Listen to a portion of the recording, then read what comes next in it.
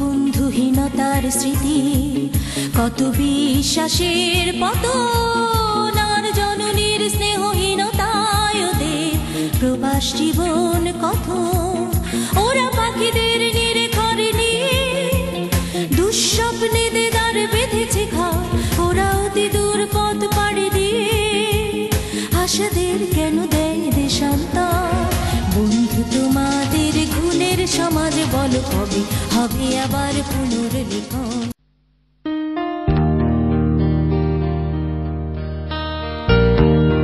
ভিউয়ার্সদের স্বাগত জানিয়ে শুরু হচ্ছে 21 মাত্রা। 21 মাত্রা হচ্ছে লস অ্যাঞ্জেলেসের স্থানীয় সংগঠনের সংগঠকদের সাথে কথাবার্তা।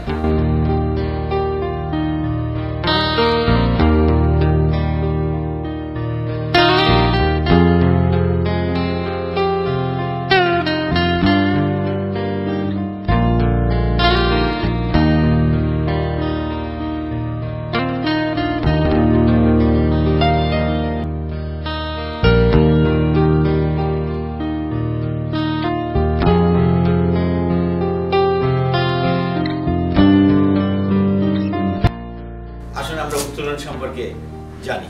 আমাদের মাঝে উপস্থিত রয়েছেন ডক্টর হাশেম, আব্দুর রাজ্জাক, ফরিদ হোসেন এবং আমজাদ হোসেন।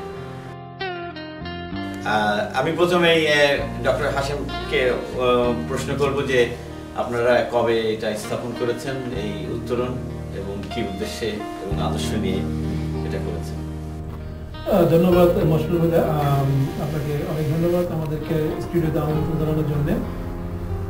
উত্তোলন মূলত আমরা শুরু করেছি 2001 সাল থেকে, কিন্তু এটা আত্মপ্রকাশ ঘটে 2004 সালের জুলাইতে এসে।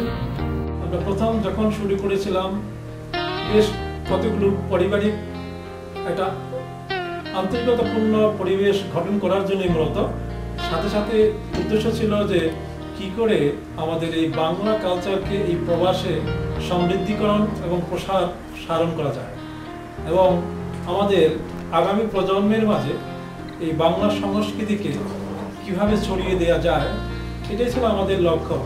এবং আরও উদ্দেশ্য ছিল যে আমাদের প্রবাসে যারা বসবাস করছে তাদেরকে সংস্কৃতির মাধ্যমে কিভাবে এন্টারটেইন করা যায়, এটাও আমাদের একটা লক্ষ্য ছিল।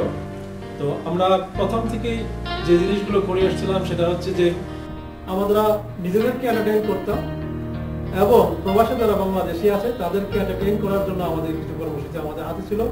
এটা ছিল আমাদের ইনিশিয়াল অবস্থা, পারিবারিক ভিত্তিতে, মূলত প্রথমটা পারিবারিক ভিত্তিতে। এখন আমরা বলি যে উত্তোলন সংগঠন একটা পারিবারিক সংগঠন, এটা একটা ফ্যামিলি ওরিয়েন্টেড সংগঠন। এটা আমাদের খুব বিরাট বিস্তৃতি লাভ এখনো করেনি, বা আমরা সেটা করতেও চাচ্ছি না। এই পারিবারিক ভিতরে কি কোনো লিমিটেড আছে না, যে কেউ সদস্য হতে পারে? সদস্য যে কোনো লোক হতে পারে, সদস্যের কোনো বয়স সীমা নেই, কোনো এথনিসিটিও নাই। সদস্য হতে হলে যে গুণটুর প্রয়োজন সেটা হচ্ছে একটা সুন্দর মন। যাদের একটা সুন্দর মন আছে তাদের জন্য উত্তোলন সংগঠন দ্বার খোলা আছে, তারা এসে সংগঠনে যোগদান করতে পারে। যখনই তারা ভিতরে আসবে দেখবি আমাদের ভিতরকার যে পরিবেশ, এই পরিবেশকে তারা অবশ্যই। প্রত্যেকটা সংগঠনের একটা কাঠামো থাকে, আপনাদের একটা কাঠামো আছে? আমাদের কাঠামো বলতে যেটা বোঝাতে চাচ্ছেন, উদাহরণের কাঠামো আমরা কখনোই করিনি, কারণ অনেকগুলো কারণের জন্য সেটা করিনি। আমাদের সেটা প্রয়োজনও বোধ করিনি, কারণ আমরা প্রত্যেকের প্রতি যে শ্রদ্ধাশীল, রেসপেক্টফুল, সেটা আমরা সবসময় মেনটেন করে চলেছি, যার জন্য আমাদের উদাহরণের কোনো সমস্যা কোনোদিন হয়নি, উদাহরণের কোনো প্রয়োজনীয়তা আমরা বোধ করি। কলহ, বিবাদ, ভাবনা এগুলো ছাড়াই, এগুলো অনেক উদ্দেশ্যেই কিন্তু আমরা 2004 থেকে অদ্যাবধি পর্যন্ত এই সংগঠনকে আমরা নিয়ে আসতে পেরেছি। আমার মনে হয় সেটার পিছনে একটাই কারণ ছিল, যেহেতু আমাদের উদাহরণের কোনো ফর্মুলেটেড কোনো বডি ছিল না, যেই বডির জন্য সাধারণত আমাদের এই প্রবাসী হোক বা দেশেই হোক, সেখানে এগুলা কোলাহলের সৃষ্টি হয় এবং দ্বন্দ্বের সৃষ্টি হয়। আপনাদের এই উত্তোলনের উদ্দেশ্য পূরণে কোনো কার্যক্রম গ্রহণ করেছেন বা ভবিষ্যতে এরকম আছে? হ্যাঁ, আমাদের লক্ষ্য আছে, আমাদের উদ্দেশ্য আছে। আমরা মূলত নিজেরা সঙ্গীতের থেকে কিছু শেখার একটা প্রয়াস আমাদের আছে, ইচ্ছা আমাদের আছে। আমরা যদিও কোনো প্রাতিষ্ঠানিক শিক্ষা থেকে শিক্ষিত হয়ে আমরা সংস্কৃতির সাথে জড়িত না, আমরা মনের থেকে আমরা শিক্ষিত, মনের থেকে আমরা উদ্বুদ্ধ। সেইখান থেকে আমরা এই সংস্কৃতিটাকে আমরা বেছে নিয়েছি, এই পন্থাটাকে আমরা বেছে নিয়েছি। আমরা চাচ্ছি এখন আর কিছুটা হলো প্রাতিষ্ঠানিক শিক্ষা লাভ করতে, যাতে করে আমরা আগামীতে এই সমাজকে আরো সুন্দর পরিচালিত, পরিবর্তিত এবং শুদ্ধ সংস্কৃতির প্রসার ঘটানোর ক্ষেত্রে আমাদের অবদান রাখতে পারি। ভবিষ্যতের পরিকল্পনা হচ্ছে আমাদের এই প্রজন্মের মাঝে কি করে আমাদের সংস্কৃতিকে ধারণ করা যায়, কিভাবে তারা আমাদের সংস্কৃতির প্রতি আকৃষ্ট হতে পারে। এবং নট অনলি আমাদের প্রজন্ম, আমরা চাবো যে আমরা কিন্তু আমাদের সংগঠন কিন্তু অনেক ইন্টারন্যাশনালি রিকগনাইজ বলতে এটা বোঝাচ্ছি যে আমরা কিন্তু অনেক আদার এথনিক গ্রুপ অফ পিপলের সাথে আমরা অনেক সময় অনেক প্রোগ্রাম করে থাকি, কারণ আমরা চাচ্ছি we want to exchange hour views with the other ethnic group of people. আমরা এই ওয়েস্টার্ন কালচারের ভিতরে বড় হচ্ছি এবং বসবাস করছি, এবং এখানে যে মেইনস্ট্রিম পলিটিক্স আছে সেখানেও আমাদের আইডেন্টিটিকে তুলে ধরার জন্য আমি মনে করি সংস্কৃতি হচ্ছে একটা বিরাট মানে অস্ত্র। একটা দেশ, একটা জাতি, তিনটা দিক দিয়ে মানুষ বিশ্বের কাছে পরিচিত হতে পারে। একটা হচ্ছে খেলাধুলা, একটা হচ্ছে লেখাপড়ার দিক দিয়ে যদি ভালো করতে পারে। আমি মনে করি সংস্কৃতি একটা অত্যন্ত মূল্যবান অস্ত্র, যেটার মাধ্যমে সারা বিশ্বে দেশ এবং জাতির পরিচয় বহন করতে পারে। আমি প্রবাসীদের একটি কথাই বলবো, যারা আমাদের এই অনুষ্ঠান দেখবেন তাদের প্রতি অনুরোধ থাকবে, যারা প্যারেন্টস তাদের প্রতি অনুরোধ থাকবে, বাসায় আপনারা কখনো বাচ্চাদের সাথে আপনার বাংলা ভাষা ছাড়া অন্য ভাষায় কথা বলবেন না। বাচ্চাদের সাথে সবসময় বাসায় অন্তত বাংলায় কথা বলবেন, এবং তাদেরকে বাংলা ও বাংলা সংস্কৃতির সাথে সম্পৃক্ত করার জন্য যদি কোনো রকম কোনো পথ থাকে সেই পথ অবলম্বন করার জন্য চেষ্টা করবেন।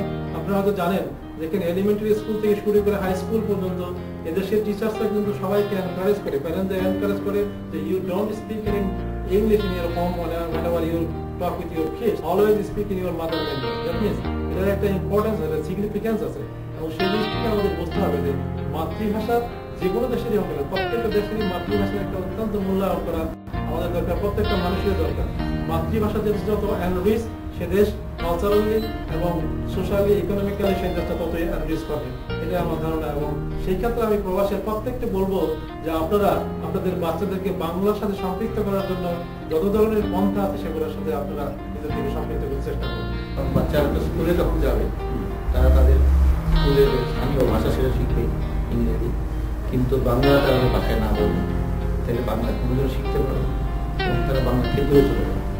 এবং অনেক বাচ্চাদের দেখা যায় তারা খুব অসহায় ফিল করে যখন সবাই বাংলায় কথা বলে, যেন বাসায় সবসময় বাংলা ভাষায় ব্যবহার এবং বাংলা ভাষায় কথা বলে।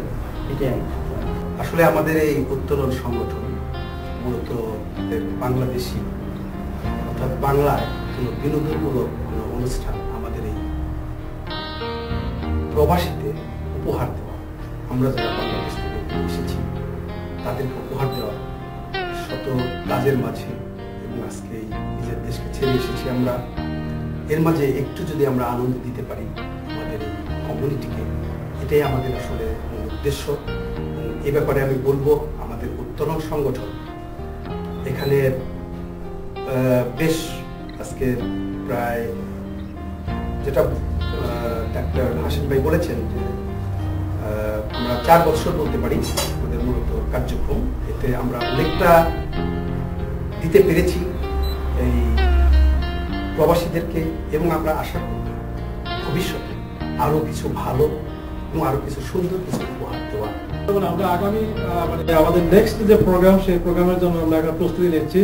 সেই নেক্সট প্রোগ্রাম হচ্ছে 30শে মার্চ বাংলাদেশ ডে প্যারেড যখন হবে, সেই প্যারেডে আমাদের একটা বিশেষ ভূমিকা থাকবে। বাংলাদেশ ডে প্যারেডে আমাদের উত্তরণ সংগঠন অত্যন্ত সুন্দর একটা অনুষ্ঠান উপহার দেওয়ার সব ধরনের প্রস্তুতি আমরা এখন করতে যাচ্ছি। আপনারা জানেন যে আমাদের লস অ্যাঞ্জেলেসে লোটাস ফেস্টিভ্যাল বলে একটা ফেস্টিভ্যাল হয় জুন জুলাইতে, 2 দিন ব্যাপী অনুষ্ঠান। সেই অনুষ্ঠানে আমরা গত 4 বছর ধরে প্রতিনিধিত্ব করে আসছি, বাংলাদেশে প্রতিনিধিত্ব করে আসছি, এবং সেখানে আমাদের পারফরমেন্স প্রত্যেকটা অডিয়েন্সকে মানে অডিয়েন্সের হৃদয় স্পর্শ করে গেছিল। সেই জন্য আমরা অনেকটা আশাবাদী যে আগামীতে হয়তো আমরা এইভাবে আমাদের দেশকে যদি রিপ্রেজেন্ট করতে পারি তাহলে আমাদের সম্মান, আমাদের দেশের সম্মান উজ্জ্বল হবে, মুখোজ্জ্বল হবে। আপনাদের সবাইকে ধন্যবাদ এখানে আসার জন্য, এবং আগামীতে আপনাদের উত্তরোত্তর উন্নতি হোক এই কামনা করি। সবাইকে প্রীতি শুভেচ্ছা জানিয়ে ধন্যবাদ এবং দর্শকদের ধন্যবাদ। আমি এই বাংলার মায়া ভরা পথে হেঁটেছি এত